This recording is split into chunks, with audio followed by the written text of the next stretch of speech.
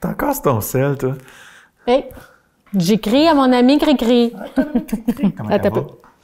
Elle va bien parce que son fils Maxime est de retour de la Chine. Ah ouais, c'est vrai. Ça fait longtemps qu'il n'est pas venu au Québec. Ben oui, puis c'est lui qui s'en vient. On va interviewer Maxime. Oh, on parlait de cirque. Oui, puis de son parcours. OK, parfait. Fait qu'il devrait arriver d'une minute à l'autre. Oui, il y a tout un parcours. Puis c'est un parcours qui a commencé tôt. Lui, il y avait comme 10 ans, je pense, qu'il a commencé à quitter l'île familiale. Ça va être intéressant.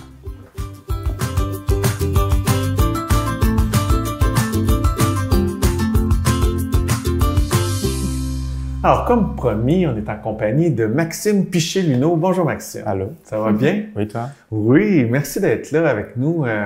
Encore une fois, je le dis à chaque épisode, on a une petite discussion avant que ça commence, puis c'est passionnant. Tu as une vie vraiment passionnante, malgré ton jeune âge. On en a déjà parlé un peu de ta vie, puis de l'impact que ça a eu sur ta famille avec Christine Piché. Ça, je pense qu'il l'a pas vu, ça. Il sait pas qu'est-ce que c'est Christine peut-être mieux comme ça. Elle m'a rien dit, là, mais... Non, c'est une blague. Non, c'était très beau ce qu'elle disait de toi. Elle a vécu beaucoup d'émotions avec toi. Toi aussi, j'imagine, tu en as vécu beaucoup d'émotions.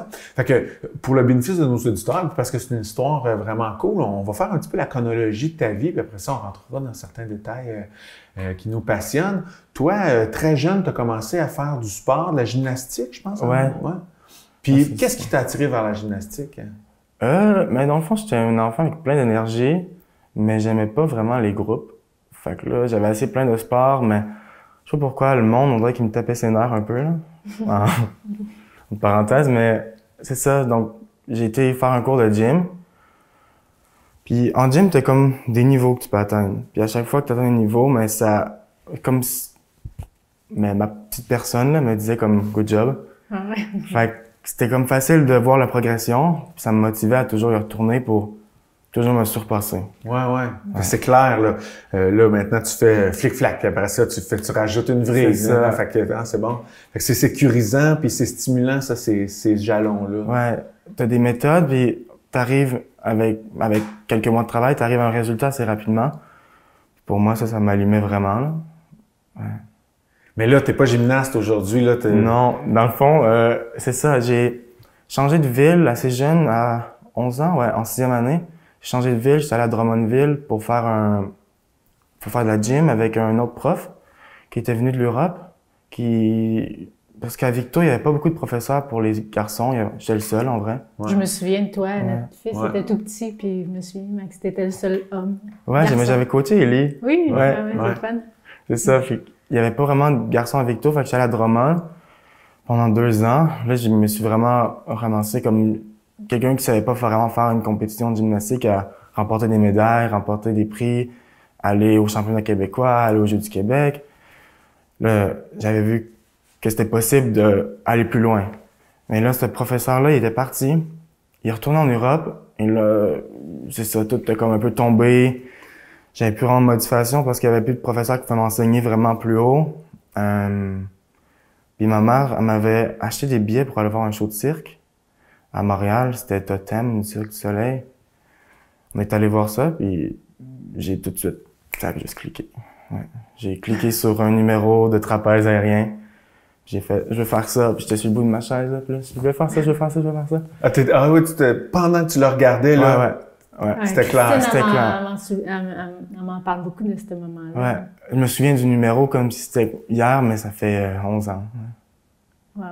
Ouais. Puis là, t'es allé pas en sport-études, t'es allé à l'école de cirque. Ouais, j'ai fait une audition pour un camp d'été à l'école de cirque. J'ai trouvé ça sur Internet, là. J'ai tapé comme école de cirque au Québec. Il y avait une école à Québec, puis une école à Montréal. Puis l'esthétique de Montréal me plaisait un peu plus. Fait que... L'esthétique, t'as dit? Ouais. OK. Juste le site, l'esthétique du bâtiment, l'esthétique du... Ouais. C'est comme vivant, les couleurs, puis ça m'a capté. J'ai appliqué pour faire le camp d'été. Puis ils m'ont accepté.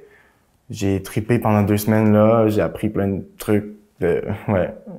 Puis c'est ça. Ils m'ont demandé de faire des auditions pour rentrer au programme secondaire. Passer les auditions. Là, ils m'ont donné une réponse 2 jours après que j'ai passé les auditions. Ils m'ont dit, t'es accepté au programme, ça commence dans 1 semaine, dans 10 jours. Fait que partir de Saint-Norbert à Montréal, là, t'as 13 ans. là, je suis revenu à Victo, mais à Saint-Norbert, chez ma mère. Puis là, j'en parlais, mais on n'était pas sûr parce que j'avais quoi, secondaire 3, c'est 14 ans? Ouais.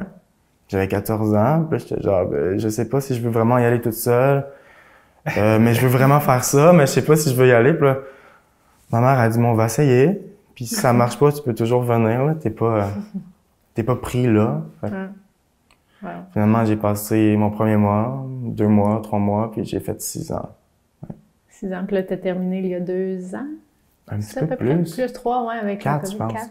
4. Puis là, tu reviens fraîchement. De où que tu t'arrives, là? Là, je reviens de la Chine. Ouais, j'ai fait un projet qui était super, mais qui a été un peu détruit à cause du COVID. Et là, je suis retourné pour finir ce que j'avais commencé. Puis ça, c'était avec le Cirque du Soleil, finalement. Ouais, c'était une création qui a été... Dans le fond, le spectacle, il a été acheté par une compagnie chinoise. La compagnie chinoise a payé le Cirque du Soleil pour qu'il crée un show.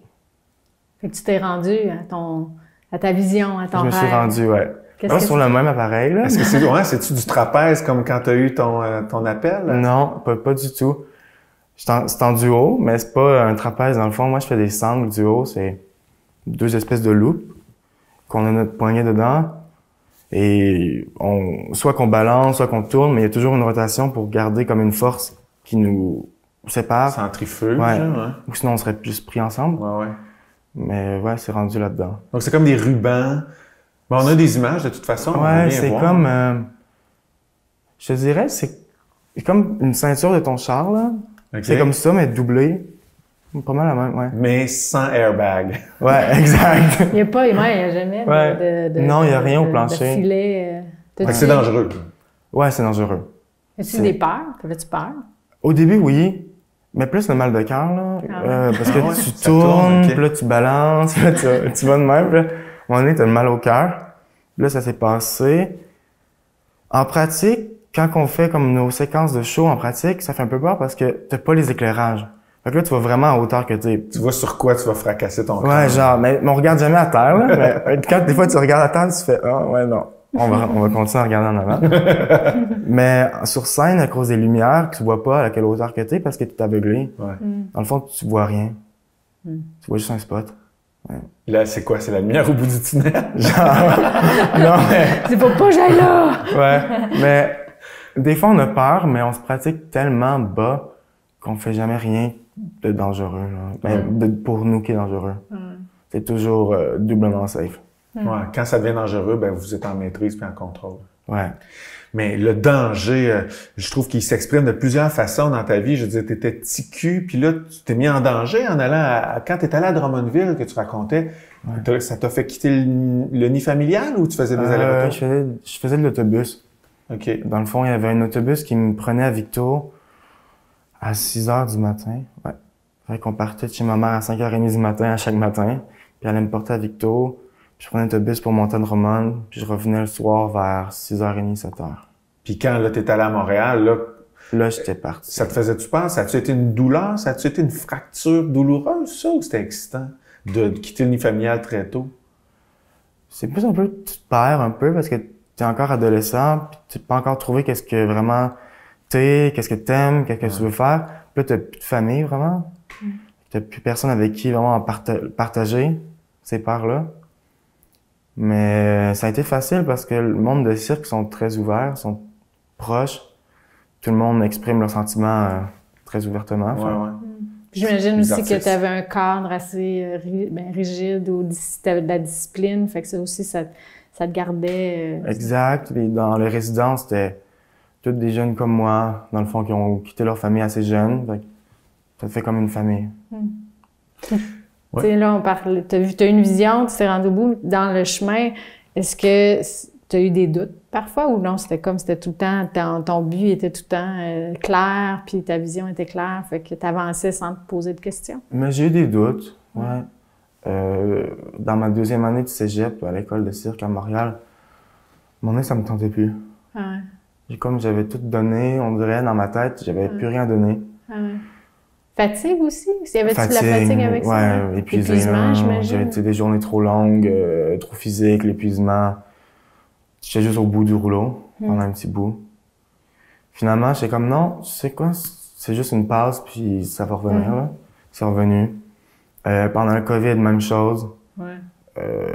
T'es comme, bon, ben, on sait pas quand ça va quand le monde va commencer à se réouvrir. C'est ça, fait que c'est toujours un peu des questionnements, mais au final, je me verrais pas vraiment faire d'autres choses. Ouais, c'est ça, là, maintenant, est-ce que tu as une autre vision, un autre objectif, vision, ou là, tu y vas plus au jour le jour? Plus au jour le jour, je te dirais, mais ouais, pour moi, si je peux gagner ma vie en voyageant, en faisant des numéros de cirque, en créant, en faisant des spectacles, ben, c'est le fun. Ben, ça sonne bien, je trouve. Ouais, c'est ça. Pour moi, ça, c'est comme le monde idéal. Fait que Ouais. je pense pas que je voudrais faire d'autres choses de ma vie. Des fois, oui, c'est dur, là. Ben, tu peux pas avoir une vie normale, là. C'est juste ça. Parce que ta vie, elle est collée sur ta carrière. Ta vie puis ta carrière, ça se ressemble beaucoup. C'est la même chose. Fait que quand la carrière a un soubresaut, j'imagine que ça a des grosses répercussions à l'intérieur de toi, dans tes humeurs, dans ton bonheur. Comment tu deals avec ça? Deals-tu avec ça? Ou tu tombes en petits morceaux? Ben, ça dépend. J'ai jamais eu encore de moment où est-ce que il y avait un projet qui me tentait vraiment, vraiment, vraiment, puis que ça a tout s'effondrer pour aucune raison. Il y a toujours des raisons qui, pour moi, m'aidaient à comprendre pourquoi ça n'a pas marché. Comme la COVID, exemple. Exact. La COVID, la quarantaine, des trucs comme ça qui t'empêchent de faire ton travail. T'as un peu la quarantaine, là. T'as quel âge, là? Ouais, avec 23, mais la quarantaine de l'isolement. Okay. Non, parce que ça peut être traumatisant, la quarantaine, je le sais, moi. Non, mais OK, c'est correct. c'est ça, l'isolement du 2 semaines quand tu voyages. C'est sûr que ça rend la vie un peu plus difficile en ce moment, là, mais en vrai, il y a toujours eu des projets qui arrivaient et qui me tentaient. Parce que toi, tu vis ça des fois comme artiste. Ouais. La quarantaine? Ouais. Ouais, Oui. ben oui. Moi, ben là, c'est pas une entrevue avec moi, mais moi, quand le calendrier artistique, quand même, mais j'ai pas de fonction, le calendrier professionnel est vide, ben je me sens vide, là, tu sais. Puis si je fais bien dans un projet artistique, ben je suis une bonne personne. Puis si je rate mon coup d'un projet artistique, ben je suis un trou du cul, tu sais. Fait que j'ai de la difficulté à séparer ces choses-là. Ouais, c'est très dur, là. Tu fais une audition, puis ça se passe pas bien, mais tu te sens mal pendant... C'est toi qui es jugé. Ouais, c'est ça. Puis tu te le prends sur toi-même, puis tu devrais pas, là, mais... Ouais. C'est pour ça que je trouve que... Mais en solo, surtout, là, quand je performais solo, si je ratais quelque chose, mais là, c'est tout sur moi. Ouais. Puis on dirait que sur scène, c'était dur de dire « Ah non, c'est pas grave, je continue, puis je pousse à travers. » Là, quand je suis arrivé en duo, mais s'il y a des petits accrochages, mais là, vu que c'est rendu comme... Dans le fond, t'es jamais sûr de qu'est-ce que l'autre va faire sur une scène, fait que t'es toujours un peu en improvisation. Fait que même s'il y a un accrochage ou quelque chose, vu que c'est pas tout centré sur toi, on dirait que t'es moins porté à que ça soit parfait, puis le résultat est mieux. Ouais, c'est plus organique. Ouais. Puis tu te juges moins pendant, t'es plus en mode action-réflexion. Parce que t'es pas centré sur toi, mais sur l'image ou l'énergie ou le sentiment que tu dégages. Plus de que qu'est-ce que... Juste toi, parce que quand t'es tout seul sur une scène, t'es juste comme... Ouais. Fait que c'est nouveau dans ta vie, dans ta carrière, de travailler à deux. Dans ta formation, t'as pas travaillé à deux? Non. Dans le fond, j'ai fait une formation solo.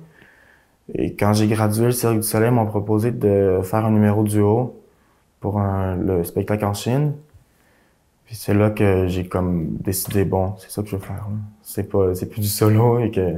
OK. Là, tu reviendrais pas... Non, je veux pas. OK, cool. Non. Donc là, vous avez un beau partenariat, t'as un beau partenariat avec ta collègue. Là, c'est long de créer une bonne relation, c'est long de créer quelque chose ensemble, puis un coup que tu l'as créé, on dirait que c'est comme si tout doublait, tout le plaisir double ou la frustration double. Mais, ouais. Là, on tourne, on est en décembre, là. Quand je pense que ça va être en diffusé cet hiver, tu vas être où, là, tu penses? Ben là, les plans, c'est sûr qu'ils sont un peu restreints encore à cause du COVID, là, mais je pars en décembre, en janvier, long décembre, janvier aux États, peut-être pendant 3 semaines, 4 semaines pour m'entraîner. Parce qu'il dit ça, il nous faut un moteur pour nous tirer, nous. OK. Soit un moteur ou... Ouais, ça lève, ça Ouais. descend. Moteur électrique, là, on parle pas d'une motivation. Ça prend un une machine. moteur électrique, dans le fond, on appelle ça une winch. OK, ben oui. Un tir fort. Un tir fort. Puis c'est un technicien qui l'opère avec une manette. Puis lui, il monte puis il descend à la vitesse qu'il veut. Puis dans le fond, c'est pour ça qu'on peut avoir autant de up-down super haut, parce que si c'est quelqu'un qui tire, ça vient lourd, là. Ouais. 2 personnes. Moi, je veux pas être celui qui tire, merci. Mais c'est ça, en Chine, quand on a fait China Got Talent, on avait 8 Chinois en ligne avec une corde. Ah ouais? Et c'était le meilleur système qu'on a eu à date. Ah ouais. Parce que même avec un opérateur, tu dis hop, lui, l'opérateur est dans une autre pièce souvent, là, il est comme en arrière d'une vitre plus loin en haut. Une régie, là. Ouais, fait que là, t'as un stage manager qu'on appelle. Fait que là, lui, il donne le call. Régisseur. Ouais, un régisseur. Il donne le call au technicien, puis là, le technicien le fait. Fait qu'il y a toujours un moment de délai. Mais là, avec les Chinois qui étaient juste en avant de nous, avec la corde, on disait up, ça montait, on disait down, ça descendait. Ouais. Fait que là, tu es dans les airs, tu cries hop, down! Ouais. Puis à un moment donné, ils savent. Chat, c'est up, puis sia, c'est down. Ça se ressemble beaucoup. Ouais. Chat pis chia. Ouais. OK. Ouais. Ah, c'est bon. Et toi, ça veut dire que il faut que tu sois dans une forme physique impeccable tout le temps. Est-ce que c'est anxiogène, ça? C'est-tu lourd à porter, la nécessité d'être top shape, là, autant musculaire qu'au niveau de la santé? Ouais, mais c'est sûr que quand je performe, j'ai une certaine, santé physique. Quand je suis en break, je peux me permettre de moins m'entraîner, de me relaxer, parce que sinon, on dirait l'épuisement. C'est ça, je plafonne. Si je me tiens toujours au même niveau, c'est que je vais plafonner. OK. Mais si je me donne le temps de récupérer, puis d'être, OK, je prends un mois de break sur un an, puis là, ce mois-là, ben, je fais pas grand-chose. C'est ça, Tu vas faire je du profite. yoga, Je profite de ma famille, je profite. escalade. Ouais. Quand je reviens, mais là, au début, c'est plus dur, c'est sûr. Mais après un mois, je vais être plus haut que ce que j'avais laissé. Puis ton moral, il va te suivre, ta forme physique? Est-ce que Ouais. ça doit être dur sur le moral de pas être aussi fort que quand t'as arrêté? Exact, ouais. Mais c'est l'énergie, là. Je veux dire, quand t'es habitué de t'entraîner 2-3 heures par jour, après ça, 1 ou 2 spectacles par jour en plus de ça, mais ton énergie, à chaque jour, est au fond, là. T'es plein d'énergie. Puis quand t'arrêtes, mais après une semaine, t'es comme, bon, t'es rendu un peu veg. Ouais. Fait que toi, t'es vraiment bien placé pour comprendre que ça prend comment on dit ça, une inertie pour être heureux. Ça prend du mouvement pour être heureux. Puis l'oisiveté, ma mère elle disait l'oisiveté c'est la mère de tous les vices. Donc la paresse là, ça mène à d'autres comment je peux dire, d'autres difficultés ou défis. Ouais, c'est sûr, mais en même temps, je suis quelqu'un qui était plus porté à faire les choses plus rapidement, souvent parce qu'on dirait que je voulais trop en faire en même temps. Puis là, quand j'ai trouvé cette partenaire-là avec qui je travaille, elle marche, là, puis ça lui prend, je pense, 10 minutes de faire 100 mètres. Là. C'est la lenteur. Mais c'est pas une paresse, c'est juste une lenteur. Puis, c'est ça, j'ai trouvé que travailler lent, c'est sûr que c'est plus long, mais t'arrives à un meilleur résultat. OK. À mon avis. Belle leçon. Ouais. C'est ça, fait que des fois, on dirait que c'est paresseux d'aller lentement, mais non, c'est que t'es toujours en questionnement. Tu fais quelque chose, tu le regardes. Tu fais quelque chose, tu le regardes. Tu fais quelque chose, tu le regardes. À la place de faire quelque chose, penser que c'est bon parce que tu veux déjà faire l'autre. D'être l'autre prochain. Ben, pour revenir au titre de notre émission, Art de vivre, je suis curieux de savoir, tu sais, la Chine, c'est vraiment l'autre bout du monde, culturellement aussi, là, tu sais. Y a-t-il des choses qui t'ont, positivement ou négativement, leur art de vivre, y a-t-il des choses qui t'ont inspiré ou conforté dans ta personnalité occidentale, d'aller travailler là? T'as passé plusieurs années. Ouais, j'ai passé 2 ans au total. 2 ans? J'ai fait 1 an. Après ça, je suis revenu, mais voyager un peu, revenu au Québec pour 1 an, retourner 1 an. Au total, 2 ans. Dans les habitudes chinoises, il y en a t'as été confronté quand même. Au début, c'est dur. Au début, c'est dur parce que on dirait que tu prends... Les Chinois ont pas de filtre, je dirais. Ils sont très directs. Ils vont vraiment dire leur façon de penser. Ils ont pas d'espace vital. Ils vont te rentrer dedans, puis pour eux, c'est normal parce que t'es dans mon chemin. Puis je te dirai pas désolé, puis je m'en fous. Quand je mange, je vais faire du bruit parce que ouais, ils ont pas de... C'est comme si les autres personnes, ils s'en foutent. Ils vivent pour eux-mêmes, puis ils sont bien avec ça. Au début, c'est un peu insultant, quelqu'un te rentre dedans dans le couloir, puis pour lui, c'est normal, ou t'es dans l'ascenseur, puis il s'allume une cigarette. Pour lui, c'est normal. Puis à un moment donné, tu réalises que, bon, ben, ils sont juste... C'est pas contre toi. C'est pas contre toi, c'est qu'ils se foutent un peu de tout. Puis ils sont bien, puis on dirait que le niveau de stress là-bas est moins élevé qu'ici. Même s'ils sont portés sur l'excellence tout le temps, puis poussés à l'excellence, ils ont un relâchement vers leur personnalité que nous, on n'a pas. Ils acceptent vraiment plus qui sont, puis... C'est comme moins d'ego, on dirait. Ils peuvent pas avoir d'ego, ils sont trop. Ouais. Il y a pas de place pour un ego. Ils sont ben trop. C'est bon. Ouais, ils sont... Mais j'avoue, tu sais, là, on est dans notre... Tu peux pas avoir un ego, tu peux pas avoir d'espace. Tu rentres dans l'ascenseur, t'es comme ça.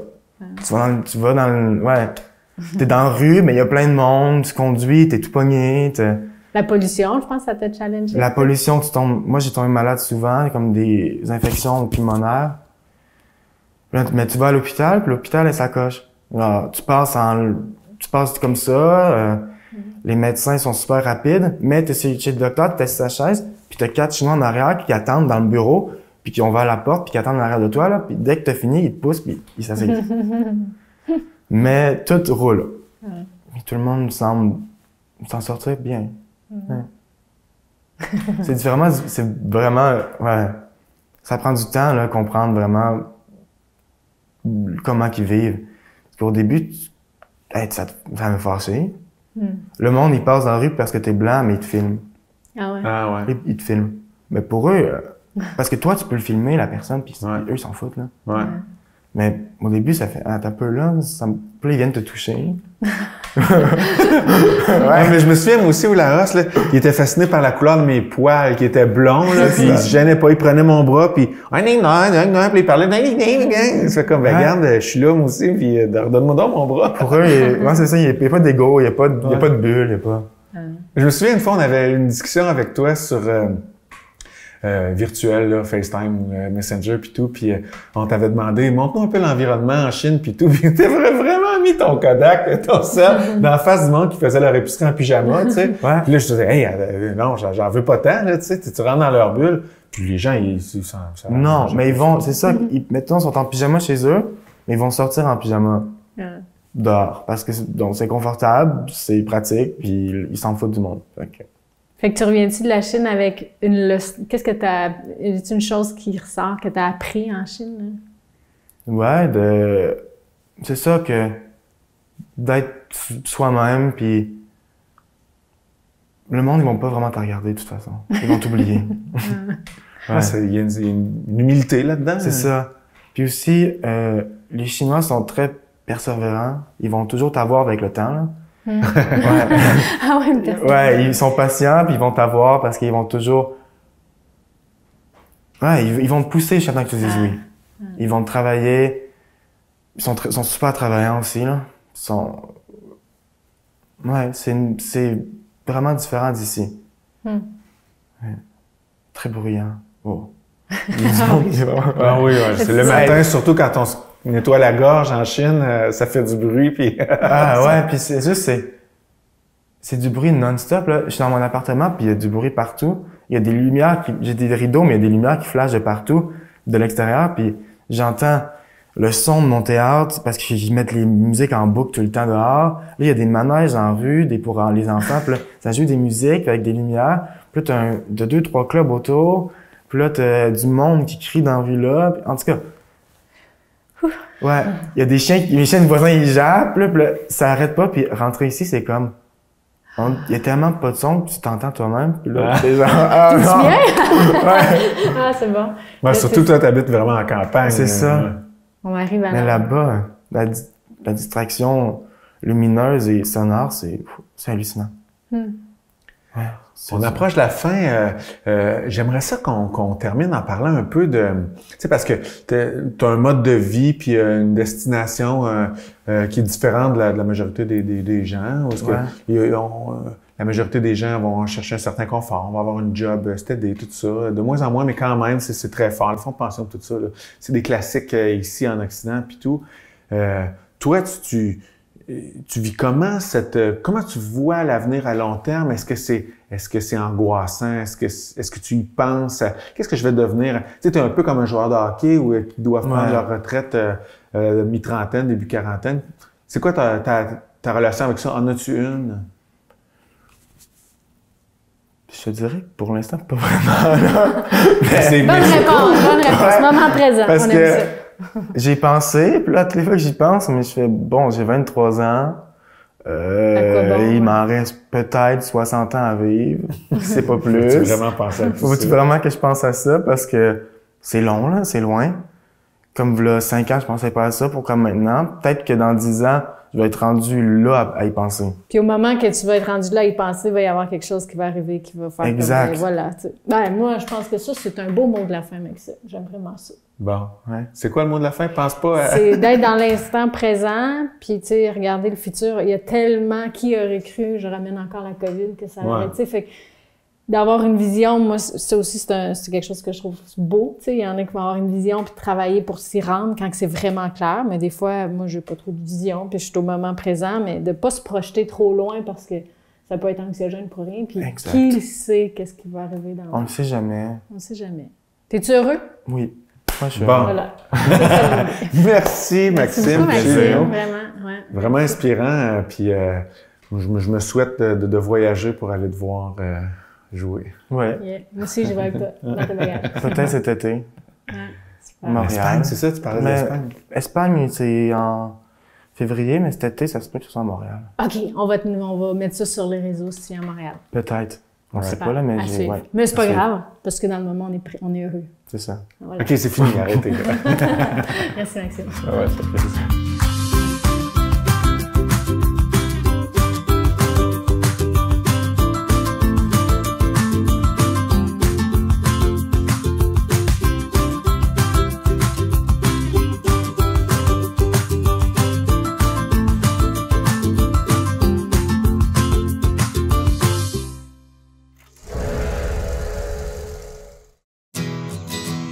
Je m'appelle Kéliane. J'aime beaucoup nager. Moi, je suis capable de nager toute seule avec mes prothèses. J'aime faire des chandelles dans la piscine. C'est comme si tu marchais sur les mains. Les amputés de guerre m'ont donné ma jambe et mon bras de natation. J'adore mes prothèses pour aller à l'eau.